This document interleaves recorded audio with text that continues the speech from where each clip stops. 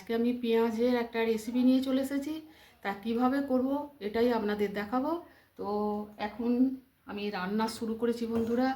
এই যে ভাত হয়ে গেছে, তার এই যে মুসুরির ডাল, এই ঘন ঘন করে মুসুরির ডাল হয়েছে। তো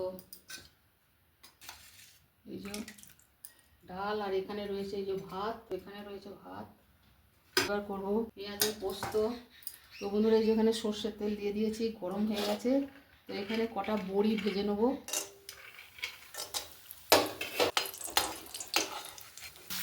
বড়ি ভেজে তুলে নিয়ে এবার ওই তেলের মধ্যে আরও 2 চামচ তেল দিয়ে, আর 2টো শুকনো লঙ্কা একটু ফাটিয়ে দিয়ে, আর 5 ফোড়ন 1/2 চামচের মতো দিয়ে ফোড়নটা ভেজে নিয়েছি। ফোড়নটা ভাজা হয়ে গেলে এবার যে 4টে মাঝারি পেঁয়াজ আমি লম্বা লম্বা করে কেটে নিয়েছিলাম, সেগুলো হাত দিয়ে একটু এরকম চটকে একটু ভেঙে দিয়েছি, সব একটা একটা হয়ে গেছে। সেইটা তেলের মধ্যে দিয়ে এবার এটা পেঁয়াজটা ভালো করে ভেজে নিচ্ছি। আপনারা আজকে তৈরি করব পেঁয়াজের পোস্ত। তো আপনারা অনেকেই হয়তো খেয়েছেন, যারা খাননি তাদের জন্য আমি রেসিপিটা দেখাচ্ছি। এটা ভেজে নিয়েছি, দেখুন লালচে লালচে করে পেঁয়াজটা ভেজে নিয়েছি। এবারে এর ভেতরে দেবো পোস্ত বাটা।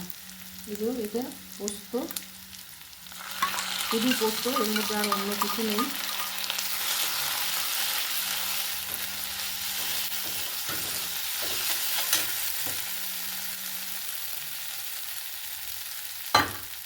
এটা নেড়ে চেড়ে নেবো।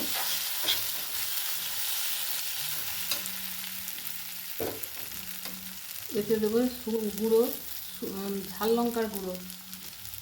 এটা স্বাদ মতো নিজেদের মতো দেবেন, নিজেদের পছন্দ মতো।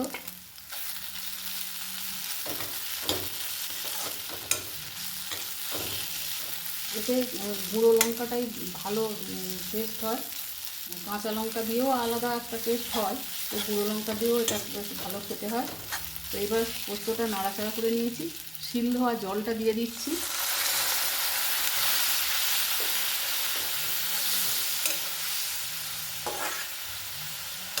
আরও একটু জল দিতে হবে, তার বাটিটায় ভালো করে ধুয়ে জলটা দিয়ে দিলাম। আরও একটু জল, স্বাদ মতো লবণ দিতে হবে। দারুণ লাগে বন্ধুরা এই পেঁয়াজের পোস্ত। যারা খেয়েছেন তারা তো জানেনই, আর যারা খাননি তারা অবশ্যই এইভাবে খাবেন। আর এর ওপরে আরেকটা জিনিস দেওয়ার আছে বন্ধুরা, এইগুলো ওই যে বড়ি ভেজে রেখেছিলাম, ওইগুলোকে একটু গুঁড়ো করে নিয়েছি। এই বড়ির গুঁড়োটা এর ওপরে ছড়িয়ে দিচ্ছি।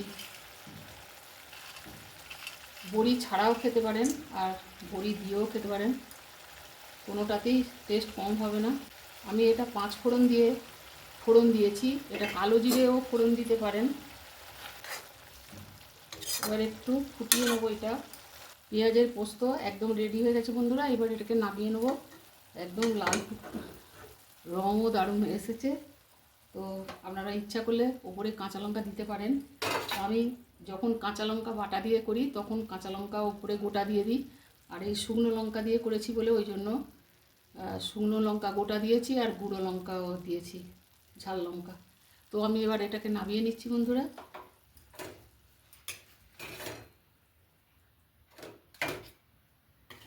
এই যে বন্ধুরা ঢেলে নিয়েছি বাটিতে। দেখুন কেমন দারুণ টেস্ট হয়েছে বন্ধু, এক থালা ভাত উঠে যাবে। তো আপনাদের কেমন লাগলো অবশ্যই জানাবেন, আর অবশ্যই খেয়ে দেখবেন। তো আজকের মতো রাখলাম। আপনারা খুব খুব ভালো থাকুন। জয় গুরু, জয় মাতারা।